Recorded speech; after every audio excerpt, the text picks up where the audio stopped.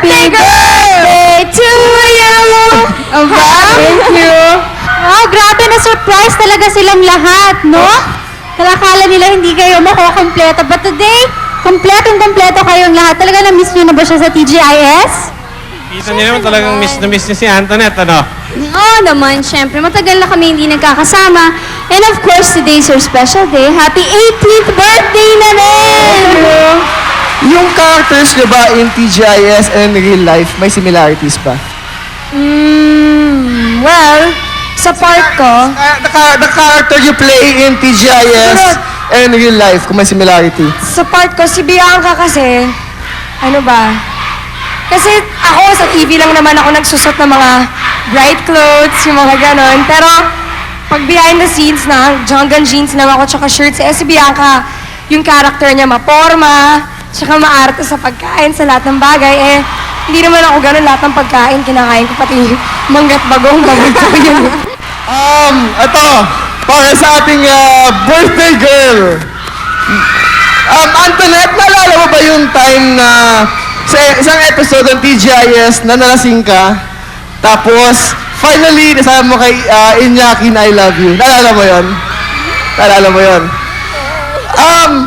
Siyempre naalala ko, hindi naman ako talaga lasing nun eh. Pwede mo ba i-reenact sa amin yung part na yun?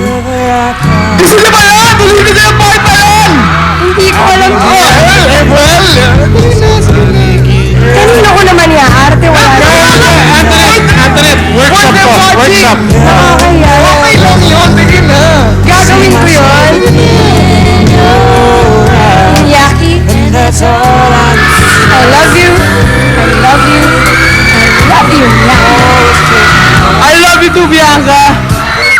Sino yun? Sino yun?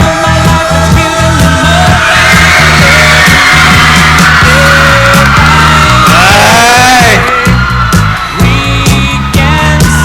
In every moment there's a reason to carry on. Sweet love showing us some heavenly light. Never seen such Thank you. Thank you, Alam nyo, this year has been a great year and it's my 18th birthday and truly everybody has made it so special for me. And I really wasn't expecting it here today also. And thank you. Thank you.